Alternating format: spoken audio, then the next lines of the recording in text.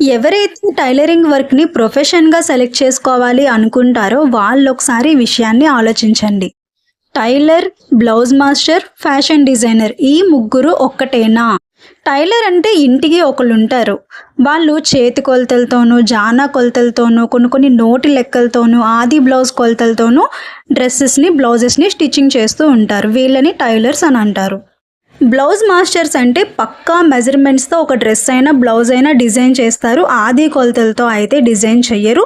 వీళ్ళు సాలరీకి వర్క్ చేస్తూ ఉంటారు బొటిక్స్‌లో వాటిల్లో మీకు తెలిసిందే. ఇంకా ఫ్యాషన్ డిజైనర్ అంటే బాడీ మెజర్మెంట్స్‌ని డీప్‌గా అనాలిసిస్ చేసిన తర్వాతనే ఒక కాస్ట్యూమ్‌ని డిజైన్ చేస్తారు. దాన్ని ఇంకా ఆల్టర్‌నేషన్ చేయడానికి కూడా కుదరదు.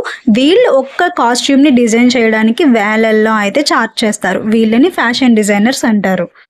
ఇంటి దగ్గరే ఉంటూ మన బట్టలు మనమే కుట్టుకుంటూ ప్రాక్టీస్ అవుతూ ఉంటే టైలర్ అవ్వచ్చు.